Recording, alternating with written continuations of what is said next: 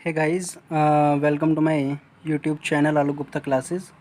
और हम लोग जो देख रहे थे अपना बीएसटी 12th की अगर मैं बात करूं तो उसमें हमारे अब तक के काफ़ी सारे टॉपिक हो चुके हैं। Chapter number 1 nature and significance of management में आज जो हम कंटिन्यू करेंगे वो है हमारा फंक्शंस ऑफ मैनेजमेंट। और ध्यान रहे ये फंक्शंस ऑफ मैनेजमेंट बहुत ही इम्पोर्टेंट टॉपिक है।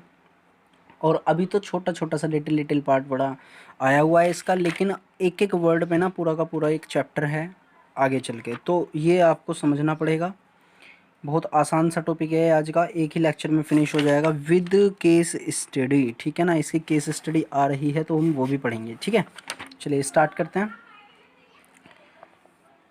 Regardless of size, nature and type of organization, all the managers have to perform some basic functions which are, उन्होंने कहा है regardless of size, size matter नहीं करता, नेचर मैटर नहीं करता, type यानी प्रकार मैटर नहीं करता, किसका, ऑर्गेनाइजेशन का। आपका बिजनेस का साइज यानी बड़े लेवल पर बिजनेस हो रहा है या छोटे लेवल पर, नेचर क्या है आपके बिजनेस का या किस प्रकार का आपका बिजनेस है, ये सब मैटर नहीं करता।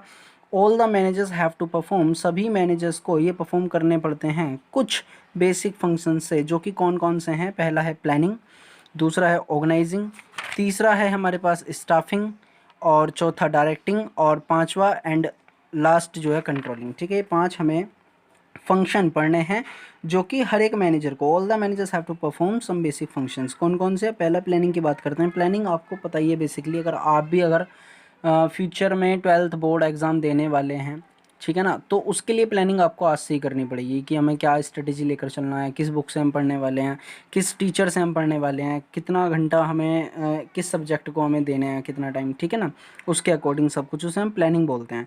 तो planning is always the first function. देख रहे हो, फर्स्ट का मतलब है यहाँ पर प्राइमरी। ठीक है, ये क्या है, प्राइमरी फंक्शन है, ध्यान रखना ये प्राइमरी फंक्शन है, परफॉर्म्ड बाय एवरी मैनेजर। ठीक है, planning refer to deciding in advance what to do.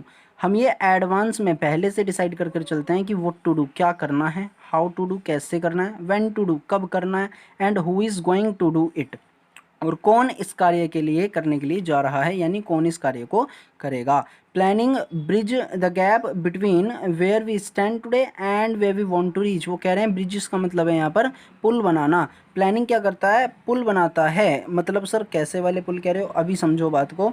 जो गैप होता है ना किसके बीच में, वेयर वी स्टैंड टुडे, जहाँ पर हम आज हैं और जहाँ हम पहुँचना चाहते हैं, उसके बीच का जो रास्ता है वो कौन बनाता है, प्लानिंग बनाती है। ठीक है ना, प्लानिंग से ही हमें उसका रास्ता पता लगता है।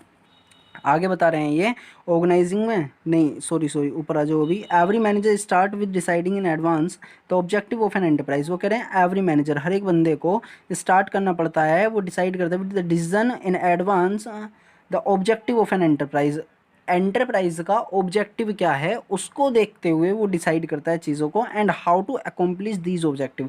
अकॉम्प्लिश का मतलब होता है पूर्ण करना। ठीक है ना, कंप्लीट करना, इसका क्या मतलब है, कंप्लीट करना, कंप्लीट दोज दीज ऑब्जेक्टिव्स। ठीक है, और उसको कंप्लीट करने के लिए उसे तरीका क्या आजमाना है, यहाँ पर वो तरीका क्या यूज़ करना है, वो सब चीज़ें वो लेकर चलता है।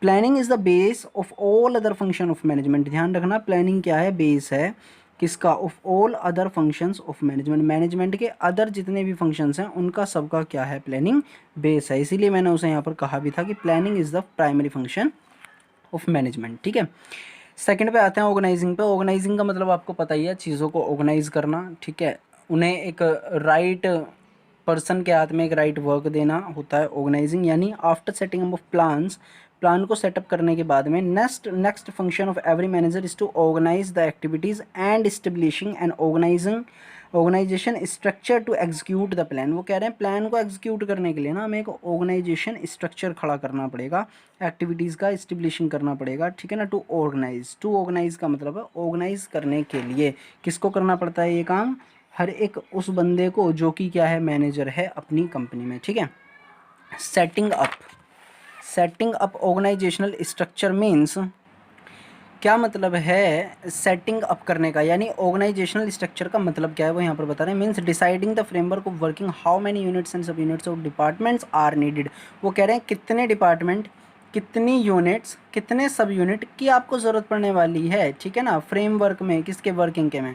हाउ की क्या कह रहे हैं यहाँ पर बात, वो हाउ मतलब कितने, हाउ मैनी। ठीक है, हाउ मैनी कितने, how many posts designations are needed in each department, वो कह रहे हैं हर एक डिपार्टमेंट में तुम्हें कितने पोस्ट की ज़रूरत होगी, हाउ मैनी पोस्ट्स और डेजिग्नेशंस की आवश्यकता होगी, नीड मतलब आवश्यकता होगी, how to distribute the authority and responsibility among different people, वो कह रहे हैं अलग अलग लोगों के बीच में जो डिस्ट्रीब्यूट करनी है, किस चीज़ को डिस्ट्रीब्यूट, अथॉरिटी यानी पावर, रेस्पॉन्सिबिलिटी यानी जिम्मेदारी, लाइबिलिटी वो किस तरीके से करनी है, हाउ टू डिस्ट्रीब्यूट, ठीक है ना, वो किस तरीके से हमें डिस्ट्रीब्यूट करनी है। Once these decision are taken, एक बार जब ये डिसीजन ले लिए जाते हैं, an organizational structure gets set up, तभी एक ऑर्गेनाइजेशनल स्ट्रक्चर क्या हो जाता है, सेटअप हो जाता है, ठीक है, खड़ा हो जाता है। पॉइंट नंबर 3 में कह रहे हैं स्टाफिंग। स्टाफिंग यानी आपको बात समझ में आई गई होगी, एम्प्लॉयज़ की बात हो रही है यहाँ पर, जो स्टाफ वगैरह हो रहा है, स्टाफ वगैरह होता है हमारा, सॉरी, उसकी बात हो रही है। Staffing is the third step और function of a manager.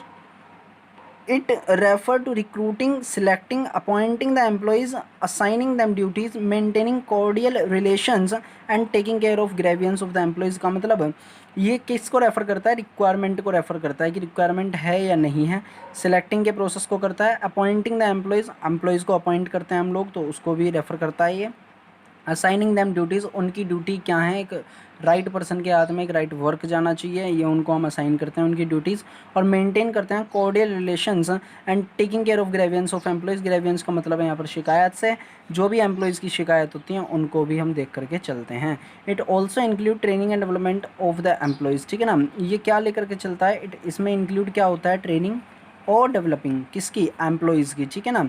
Deciding there remuneration, उनकी जो रेम्यूनरेशन का मतलब है यहाँ पे सैलरी से, रेम्यूनरेशन मतलब salary, promotion, increments etcetera, evaluating the performance, maintaining personal record of employees, यानी आपको ये भी वैल्यूट करके चलना है कि उनकी परफॉर्मेंस कैसी चल रही है और मेंटेन करके चलना है उनके पर्सनल रिकॉर्ड को, ठीक है। ओके सर, तो ये था स्टाफिंग का मैटर। आगे बढ़ते हैं, डायरेक्टिंग की बात कर रहे हैं, वो डायरेक्शन देना ही क्या होती है, डायरेक्टिंग। डायरेक्टिंग यानी नेतृत्व करना, लीड करना किसी को बोलते हैं हम directing. Once the employees are appointed there is need to instruct them and get work done. एक बार अगर तुम्हारे एम्प्लॉयज़ फाइनल हो जाते हैं, अपॉइंट हो जाते हैं, तो there is need to instruct them, अब उन्हें क्या करना है, तुम्हें इंस्ट्रक्शंस देने हैं उनको और उनसे कार्य को कंप्लीट कराना है, यानी and get the work done. Directing refer to giving directions और instructions to employees by motivating them, supervising the activities of employees, communicating with them, यानी डायरेक्टिंग करना। डायरेक्टिंग का मतलब क्या होता है, रेफर करता है किसको, गिविंग डायरेक्शन, डायरेक्शन देना या इंस्ट्रक्शंस देना किसको, एम्प्लॉयज़ को, बाय मोटिवेटिंग दैम, उनको आपको साथ के साथ में मोटिवेट भी करते रहना है ताकि वो किसी बड़े काम से या किसी नए काम से घबराएं ना। उसके बाद में कह रहे हैं वो supervising the activities of employees, employees की जो एक्टिविटीज़ हैं उनको भी सुपरवाइज़ करते रहें वो, और कम्युनिकेट करते रहें उनके साथ, विद दैम, यानी उनकी कोई प्रॉब्लम है या उन्हें कोई इशू वगैरह हैं तो उनके भी वो सॉर्ट आउट करते रहें। Managers act as a leader, देखो यहाँ पर मैंने कहा था लीड करने की बात, तो यहाँ पर लीडर के बता दिया उन्होंने कि मैनेजर क्या होता है, एक लीडर की तरह काम करता है एंड गाइड करता है उनको, guide them to right direction, ठीक है। So direction function includes supervising, motivating, communicating and leadership, ठीक है। तो डायरेक्टिंग जो फंक्शन है उसमें क्या क्या चीज़ें इंक्लूड होती हैं, बेसिकली उसमें 4 चीज़ें इंक्लूड होती हैं, supervising, motivating, communicating and leadership.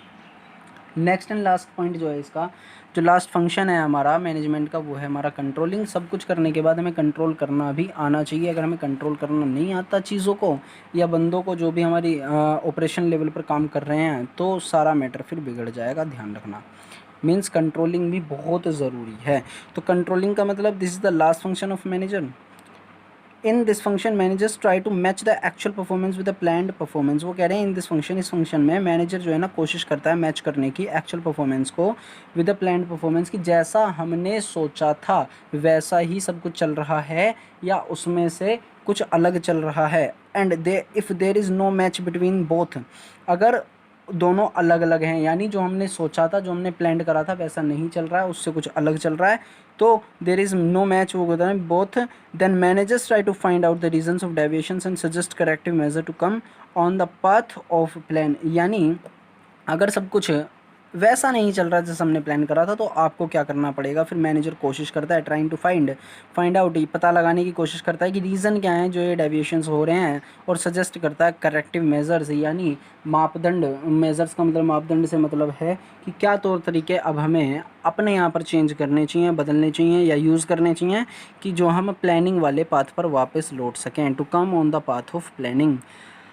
Controlling function refer to all the performance measurement and follow up actions that keep the actual performance on the path of plan.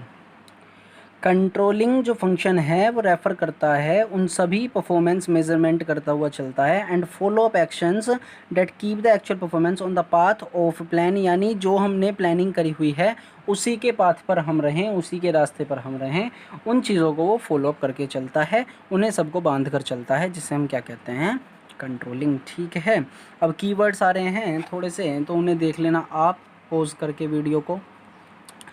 Keywords में इन्होंने function of management में planning रख दिया। Planning क्या है, एक primary functions है, दूसरी बात बेस है सभी अदर फंक्शंस का। फर्स्ट फंक्शन है मैनेजमेंट का एंड इन्वॉल्व करता है डिसीजन मेकिंग और चॉइस को। इसी तरीके से जो इनके सबके कीवर्ड्स हैं आप लोग याद कर लेना, एग्ज़ाम के पॉइंट ऑफ व्यू से बहुत ज़रूरी हैं। ठीक है, ले लिया होगा आपने फ़ोटो। आगे बढ़ते हैं, डायरेक्टिंग और कंट्रोलिंग के लिए जो कीवर्ड्स हैं उसका भी आप लोग एक स्क्रीनशॉट ले लीजिए। आगे बढ़ते हैं फिर अपनी केस स्टडी की तरफ। ठीक है, केस स्टडी की आप एक पिक ले लीजिए, फ़ायदे में रहेंगे। अगर बुक नहीं है तो ले लीजिए, अगर है तो कोई दिक्कत ही नहीं है फिर तो।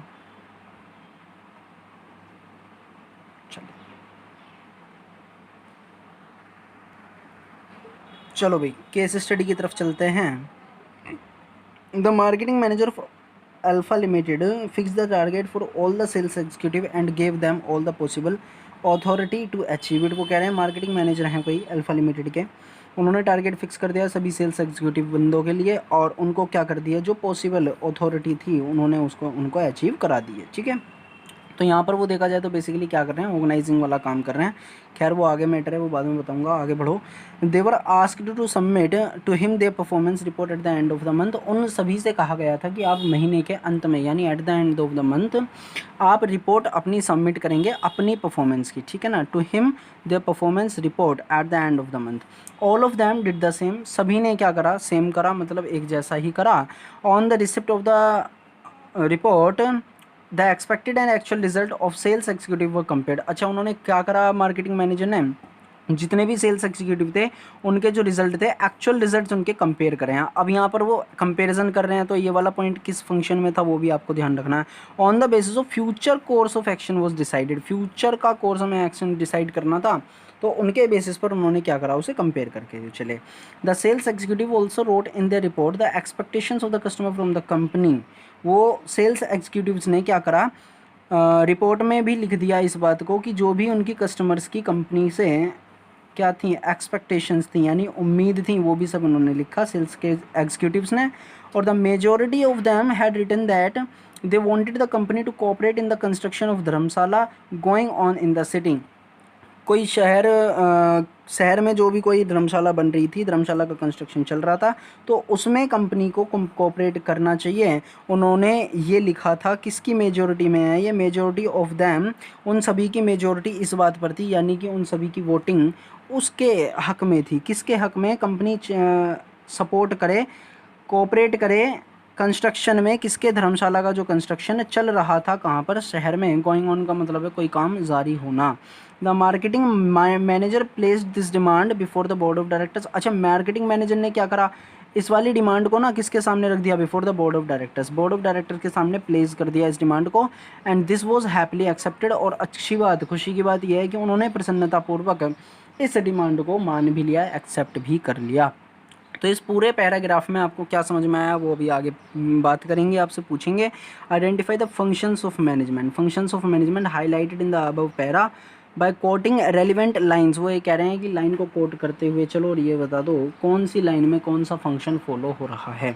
तो सबसे पहले तो हमें एक पॉइंट यही चमक रहा है कि फिक्स करा था उन्होंने target for all the executive and give them all the possible authority to achieve it. तो उन्होंने क्या करा था, यहाँ पे ऑर्गेनाइजिंग फंक्शन करा था। ठीक है, उसके बाद में उन्होंने क्या करा था, कंपेरिजन करा था एक्चुअल रिजल्ट को। यहाँ पर तो एक फंक्शन यहाँ पर निकल कर क्या रहा है, जो कि हमारा कंट्रोलिंग में होता है। चलो नीचे देखो। ठीक है, तो ऑर्गेनाइजिंग में क्या था, फिक्स करा था उन्होंने टारगेट को, और गिव दैम ऑल अथॉरिटी, यानी उनको सबको पावर दी थी कि तुम्हें काम कितना करना है, कैसे करना है, वो सब उन्होंने बताया, यानी कि ऑर्गेनाइजिंग करी। कंट्रोलिंग करी उन्होंने कैसे, एक्सपेक्टेड एंड एक्चुअल रिजल्ट को उन्होंने क्या कराया, कंपेयर कराया। ऑफ सेल्स एग्जीक्यूटिव व कंपेयर्ड। और प्लानिंग कहाँ पर हुई थी, जहाँ पर उन्होंने फ्यूचर के कोर्स ऑफ एक्शन को डिसाइड करा था, वो हमारी हो गई प्लानिंग। उम्मीद करता हूँ आपको वीडियो समझ में आया होगा। लेक्चर में अगर कोई भी कमी रह गई हो तो आप लोग मुझे कमेंट करके बता सकते हैं। मिलते हैं नेक्स्ट लेक्चर में। शेयर करना ना भूलें। Thank you.